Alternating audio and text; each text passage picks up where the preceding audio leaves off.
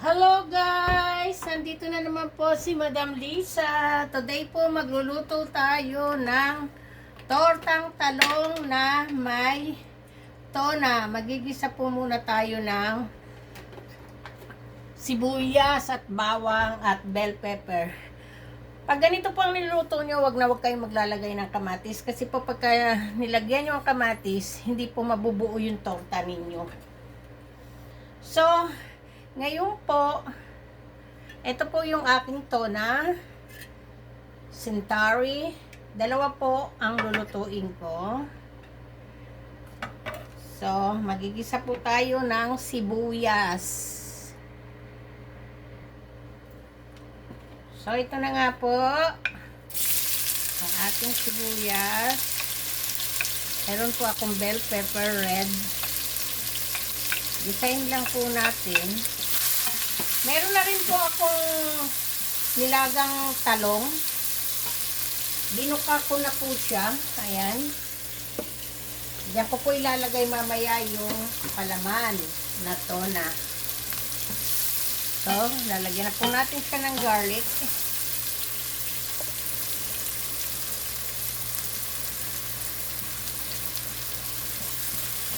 Tama na po yung garlic. Hindi pa man onion at garlic pa lang mabango na.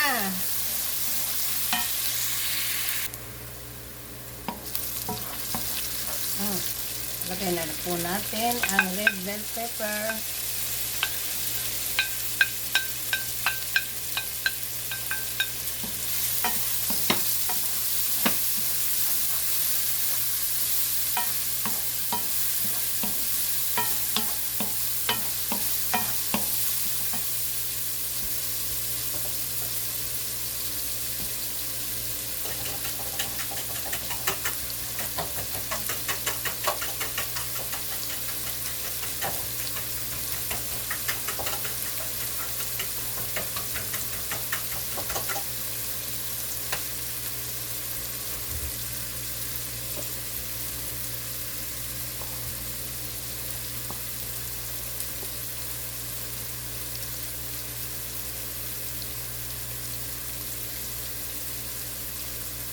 Naglagay po ako ng konting asin.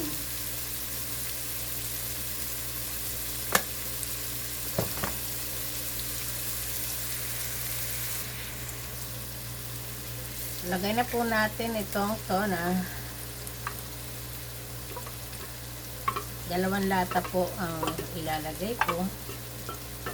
5 pong talong itong torta ko.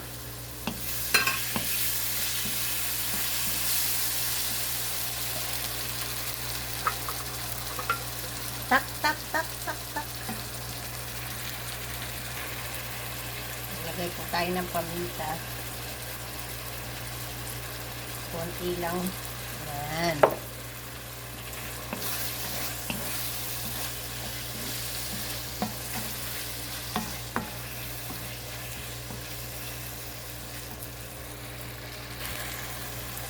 So, ngayon po nga guys, luto na siya. Ililipat na po natin. Mag-iinit po tayo ng kawali.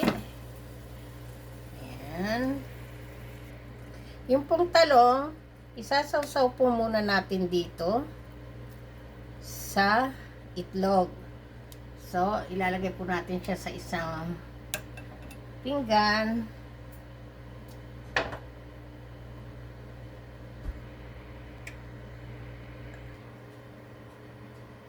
Mainit na po yung mantika.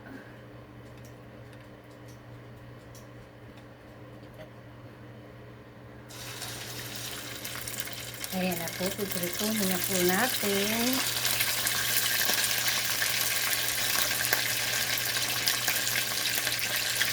Ay.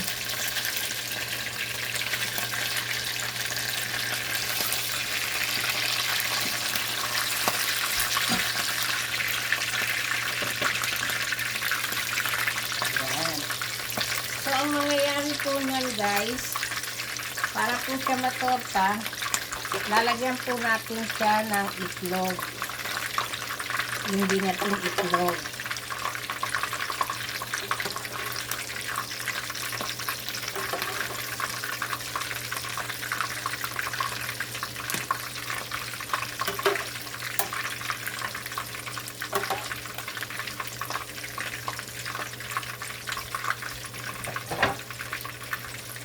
At yung pong oil, bubuhos-buhusan po natin ang loob ng eggplant para po maluto.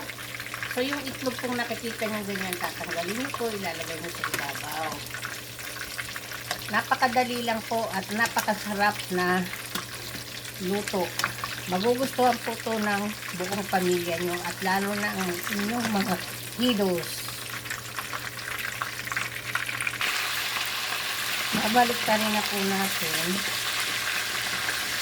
Sana wag madurog. Ayan.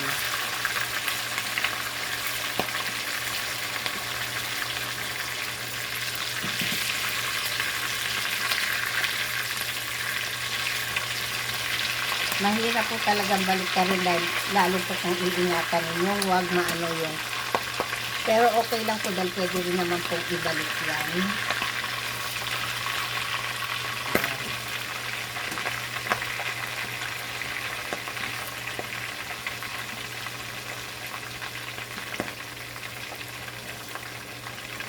Kaya medyo po lumabas yung ibang laman niya, pero pagkabaliktad nyo naman po, pwede nyo siyang ibalik doon sa loob ng talong.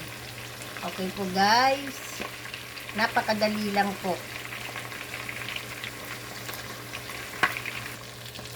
So ito na nga po, patayin na natin ang apoy. Luto na po siya. So ililipat ko na po sa tray. Sana mabuo, huwag madurog.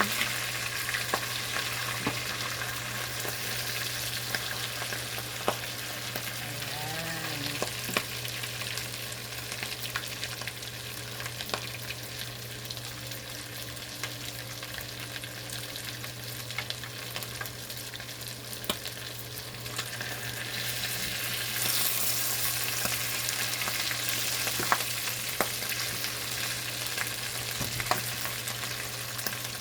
Medyo naghiwalay po ito, pero okay naman kasi pwede naman pong ipasok. Nabuo naman po lahat. Ayan po, tortang talong with tuna.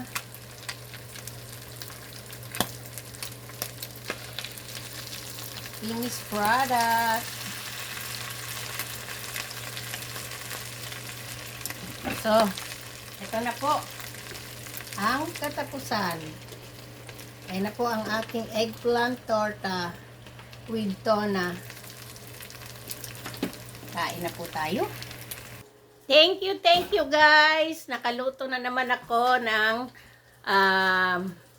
tortang talong with tuna na ginisa. Okay guys, sana magustuhan nyo itong aking video, ang aking recipe. Okay po, thank you.